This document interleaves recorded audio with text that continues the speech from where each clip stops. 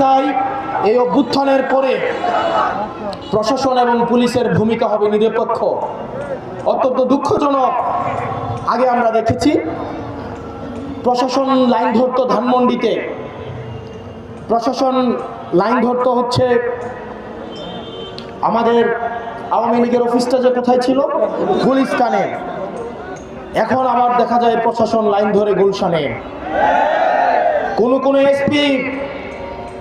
কোন এসপি বলে দিয়ে আসে তারা নাকি তারেক জিয়াকে তার জেলার 5টা আসন, 6টা আসন, 11টা আসন উপহার দিবে।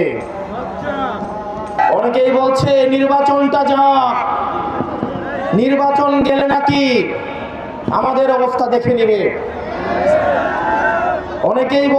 অনেকেই বলে বাড়ি থেকে প্রয়োজনে ব্যালট ছাপাইয়া নিয়ে নাকি ভোট দিবে। এই তরুণ প্রজন্ম কি বসে থাকবে?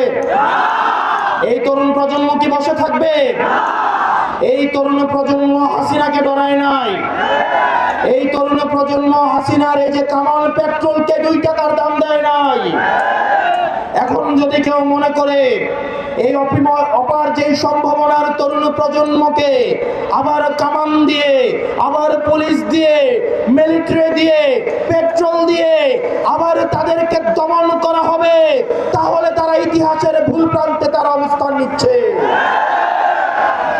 আগামী 12 তারিখে আপনারা যারা আছেন প্রত্যেকেই ভোট কেন্দ্রগুলোতে গিয়ে ফজর নামাজ পড়বেন। আপনারা সবাই ভোট দিয়ে এসে বাড়িতে আসবেন, ভোটের ফলাফল নিয়ে বাড়িতে আসবেন। কোন চাঁদাবাজ, কোন টেন্ডারবাজের হাতে ভোট কেন্দ্রগুলো ছেড়ে দেওয়া যাবে না।